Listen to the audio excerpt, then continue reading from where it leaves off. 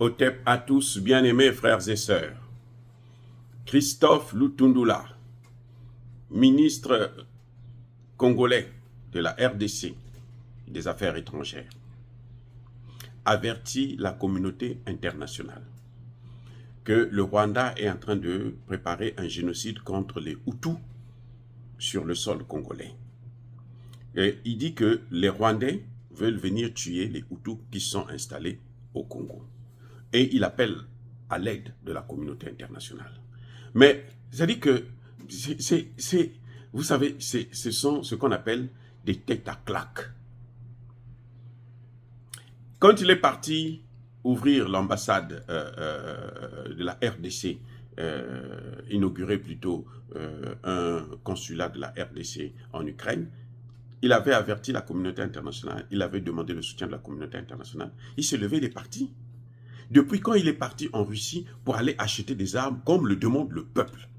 C'est-à-dire qu'on n'a jamais vu des gens aussi naïfs. C'est la communauté dite internationale, autoproclamée internationale, qui est en train de détruire le Congo démocratique. Vous avez des problèmes, vous partez encore sur cette même communauté pour se plaindre. Mais ils ne feront rien, monsieur Lutundula. Vous n'avez rien dans votre tête. Mais arrêtez d'être imbécile comme ça, monsieur Lutundula. Arrêtez d'être imbécile. Arrêtez d'humilier le Congo. Arrêtez d'humilier les Africains.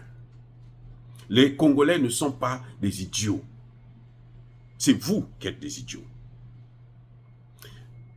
J'ai vu, quand j'étais encore très jeune, au Congo, Brazzaville, j'étais encore au lycée, je me suis aventuré à aller assister à la soutenance d'une thèse de doctorat en médecine, à ce qu'on appelait à l'époque, je ne sais pas si c'est toujours le même nom, l'INSA, la grande institut de médecine du Congo-Brazzaville. Je me suis aventuré à aller assister à cette thèse. Je vous dis, les amis, les professeurs qui étaient des membres du jury, des grands professeurs, pour la plupart, c'était des Congolais de la RDC. Et ça dit que quand vous les voyez seulement parler, marcher, se tenir, vous savez que ça, ce sont des hommes intelligents. C'est depuis là que je me suis dit, il me faut faire un doctorat aussi. En voyant ces gros cerveaux de la RDC au Congo-Brazzaville, lors de la soutenance de thèse des Congolais de Brazzaville. C'est-à-dire que je ne comprenais pas tout ce qu'il disait, parce que c'est un domaine, c'était très technique. Mais par la façon de parler, vous comprenez, vous savez que la personne là maîtrise le dossier. Le peu que vous avez comme connaissance et tout, à l'époque, nous on faisait la biologie, j'étais en première, au terminal D, je crois, oui, terminal D. Donc, le peu là, vous dites. Et mon objectif, c'était donc faire médecine. Mais bon, Dieu n'a pas décidé ainsi. On m'a envoyé ailleurs et puis j'ai fait un doctorat en sciences politiques. Mais ces gens-là m'ont donné, ils vous donnent même le goût.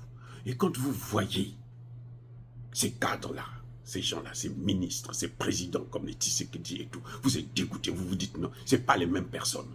Ça, ce n'est pas des Congolais. Non, les Congolais ne sont pas aussi bêtes que ça. Non, ils sont en train de nous donner une image, de nous rabrouer, de nous rabaisser, de faire de nous comme si nous, on ne comprenait rien. Comme si on n'était pas parti à l'école. C'est incroyable. Tshisekedi plutôt Kagame veut venir tuer les Hutus qui sont au Congo démocratique. Mais pourquoi ne pas prendre ces Hutus, les envoyer là-bas chez Kagame? Ils n'ont qu'à se débrouiller avec ça. Quand Kagame a déjà tué 18 millions de Congolais. Maintenant, il veut venir tuer ses propres frères. Mais ils n'ont qu'à s'entretuer là-bas. Vous protégez d'abord les vôtres. Vous appelez la communauté internationale. C'est cette communauté internationale-là qui a pris ces Hutus-là, qui les a menés en RDC pour en faire des Congolais, à la place des vrais Congolais.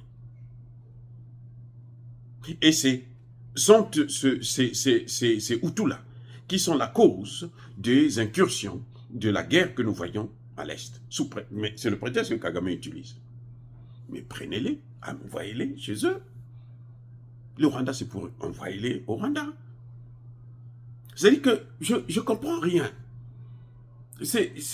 Mais je ne sais pas, que quelqu'un m'explique. Ça, c'est le ministre des Affaires étrangères qui parle. Tshisekedi est au pouvoir depuis 6 ans maintenant. Tshisekedi ne s'est pas rendu en Russie comme le demande le peuple. Oui, le peuple peut se tromper. On peut se tromper sur la Russie. Mais le peuple, quand il se trompe, là, il a les moyens de rattraper son erreur. Parce que le peuple, c'est lui qui détient le pouvoir. Donc, si tu veux être un bon dirigeant, ça c'est un conseil que je donne à tous les leaders africains. Si tu veux être un bon dirigeant, fais ce que te demande le peuple. Vous avez vu au Tchad, Kaka Déby a battu Succès Masra, même si il fait son cinéma, parce qu'il veut encore qu'il y ait des morts, il veut que les Occidentaux enflamment le pays. Kaka Déby l'a battu. Mais vous savez pourquoi? Parce que Kaka Déby est en phase de transition. Il est en train de changer de bord. Il est en train de faire ce que demande le peuple. C'est ça le problème. Donc les gens, moi je ne suis pas surpris. Parce que Kaka Déby, avant même de présenter son programme, il a sillonné tout le pays. Région par région, ville par ville, village par village. Il les a écoutés.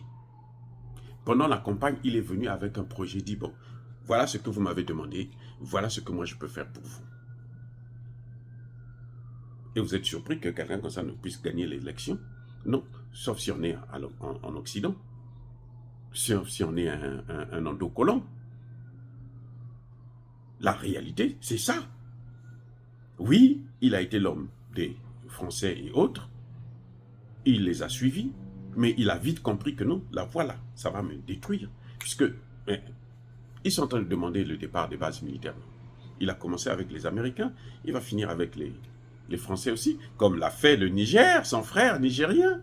Il a commencé avec les Français, et après il a fini par les Américains. Lui, il est en train de faire la même chose. Il va faire la même chose, parce que s'il ne fait pas ça, il peut comprendre que sa carrière politique va se terminer aussi. Mais c'est au Congo où on ne trouve pas des hommes politiques qui peuvent se lever pour dire enfin, écoutez, nous voulons ceci. Nous voulons que ça change. Au Congo, on ne trouve pas des hommes politiques comme ça. Toute la classe politique est obsédée par la France. Et eux, c'est la sape. Eux, c'est le tapis rouge. Eux, c'est manger gros, boire, et les autres que vous connaissez. Je ne vais pas citer les noms, mais il y a un problème avec ces gens. Je suis surpris de voir un ministre des Affaires étrangères pleurer pour des étrangers quand un criminel va venir tuer chez eux. Débarrassez-vous de ces étrangers, puisqu'il faut que vous apportez des problèmes. Ça fait 30 ans que le Congo est instable et pillé systématiquement par les puissances occidentales à cause des Rwandais. Mais prenez les Rwandais qui sont chez vous là, renvoyez-les chez eux. Ils n'ont qu'à se débrouiller là-bas, qu'ils vous laissent tranquilles. C'est la moindre des choses.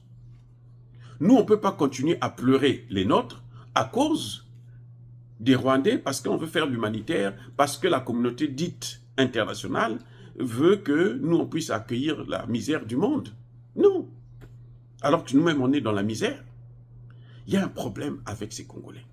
Or, bien-aimés frères et sœurs, Monsieur Lutundula, si vous n'arrivez plus là, démissionnez.